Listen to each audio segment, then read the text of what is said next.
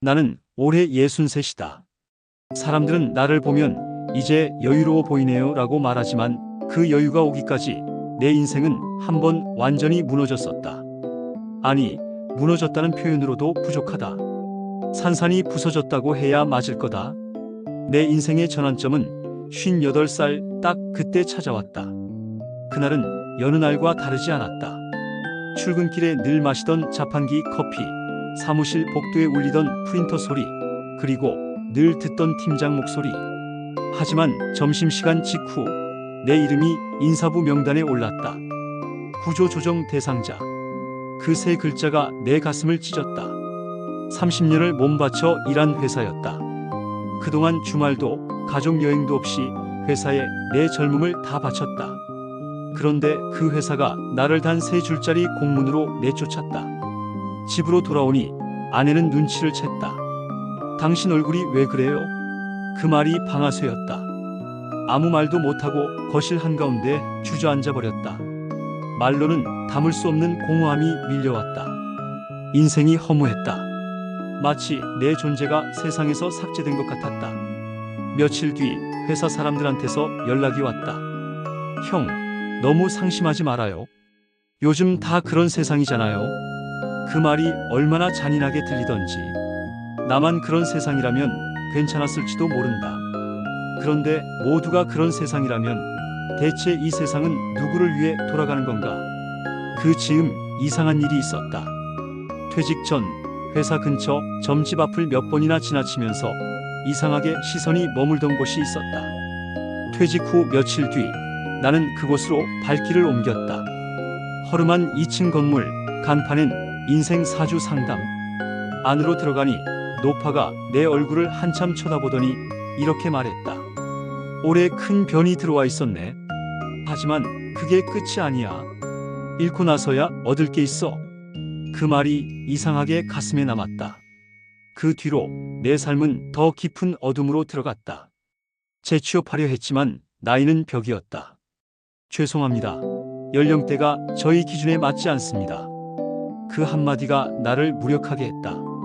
그 즈음 집안도 흔들리기 시작했다. 아내는 나를 위로했지만 표정에 지친 기색이 역력했다. 둘째 아들은 아빠, 그냥 쉬면 안 돼? 하며 피곤한 듯 말했다. 그 말에 자존심이 무너졌다.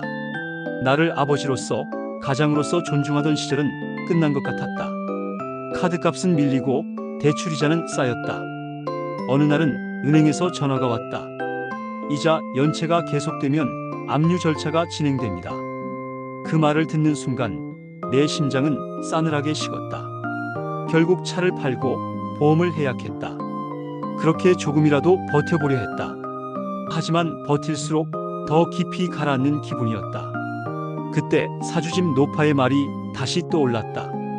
잃고 나서야 얻을 게 있어. 그런데 도대체 뭘 얻는다는 건가? 나는 매일같이 자책했다. 그때 회장 눈밖에 나지만 않았더라면, 내가 더 비위를 맞췄더라면 하지만 돌이킬 수 없었다. 어느 날 친구 한 명이 술자리에 불렀다. 야, 너 요즘 뭐 하냐? 그냥 집에 있지. 그렇게 있으면 병나. 일이라도 찾아봐. 나는 쓴웃음을 지었다. 누가 나 같은 늙은이 써주겠냐? 친구가 말없이 잔을 채워줬다. 야, 인생은 한 번 접었다 펴야 마시지. 그 말이 농담처럼 들렸지만 이상하게 가슴에 박혔다. 그날 밤 집에 돌아와 거실 불을 끄고 혼자 앉았다. 시계 초침 소리만 들렸다. 그때 휴대폰이 울렸다. 낯선 번호였다. 안녕하세요. 혹시 커피 머신 중고로 파시나요? 순간 예전에 커피 머신을 하나 팔려고 올린 게시물이 생각났다. 네, 맞아요. 그런데 그 여자가 말했다. 그런데 그냥 거래하려고 전화한 건 아니에요. 사연이 너무 궁금해서요. 그녀는 나보다 1살 어린 여성이었고 남편을 잃은 뒤 혼자 작은 디저트 가게를 한다고 했다. 그녀는 내 이야기를 듣고 이렇게 말했다. 저도 다 잃고 다시 시작했어요. 근데 커피향이 사람을 살려요.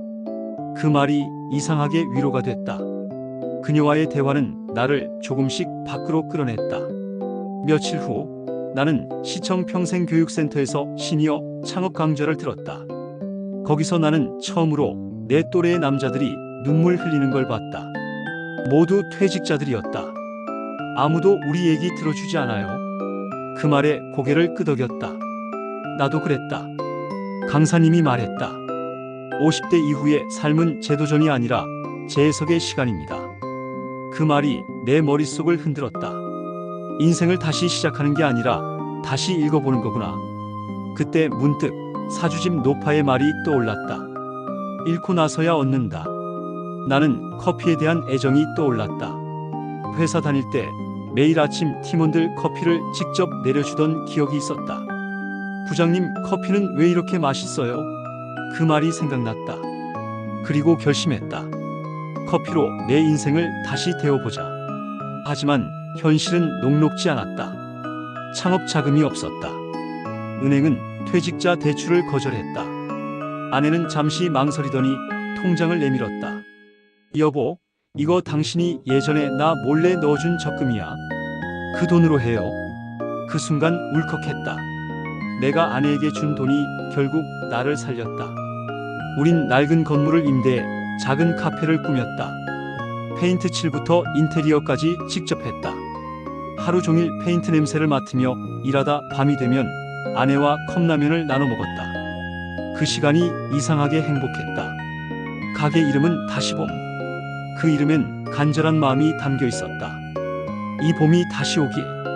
하지만 개업 첫날부터 현실의 벽에 부딪혔다. 손님이 한 명도 오지 않았다. 간판 불빛만 덩그러니 켜져 있었다. 아내는 미소 지었지만 그 미소 속엔 불안이 있었다. 나는 그날 밤 잠을 이루지 못했다.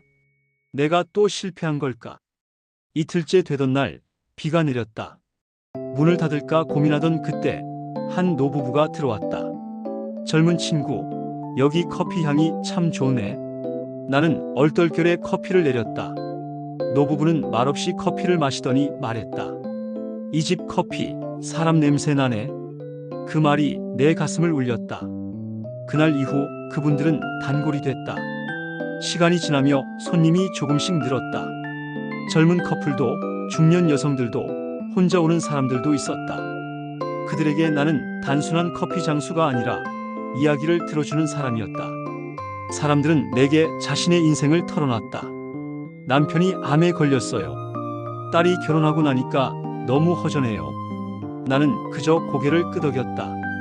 그런데 이상하게 그들의 이야기를 듣는 게 내 상처를 치유했다.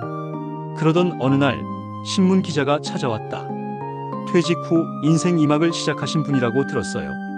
그날 인터뷰 제목은 퇴직 후 커피향으로 운명을 다시 끓이다. 그 기사가 나간 뒤 손님이 폭발적으로 늘었다. 하지만 행복이 길게 가지는 않았다. 1년 뒤 아내가 병원에 실려갔다. 위암이었다. 의사는 조용히 말했다. 진행이 빠릅니다. 나는 무너졌다. 다시 어둠이었다. 카페 문을 닫고 병원에만 있었다. 아내는 말없이 내 손을 잡고 말했다. 여보, 나 죽어도 후회 안 해요. 당신이 다시 웃는 걸 봤으니까. 그 말이 너무 아팠다. 그날 밤 병원 옥상에서 담배를 피우는데 문득 사주집 노파의 말이 떠올랐다. 잃고 나서야 얻는다. 그제야 깨달았다. 나는 퇴직으로 인생을 잃었지만 그 덕에 진짜 사랑을 다시 얻었다. 그게 내 운명이었다. 아내는 결국 수술을 받았고 기적처럼 회복했다. 의사도 놀랐다. 이건 설명이 안 됩니다. 나는 속으로 중얼거렸다. 운명은 바꿀 수 있는 거구나. 이제 나는 매일 새벽에 가게 문을 연다. 커피를 내리며 내게 말한다. 오늘도 다시 봄이다. 가끔 옛 동료들이 찾아온다. 형, 회사 나가서 잘 지내요? 나는 웃으며 말한다. 그때 나간 게 내 인생 최고의 행운이었어. 내가 겪은 절망은 나를 무너뜨리기 위한 게 아니라 나를 다시 세우기 위한 과정이었다. 인생은 끝난 것 같을 때 다시 시작된다. 사주에 그렇게 쓰여 있었다. 하지만 이제 나는 안다. 운명은 읽는 게 아니라 써내려가는 거라는 걸. 나는 오늘도 그 길을 걷는다. 커피향 속에서 내 인생의 향기를 다시 태운다.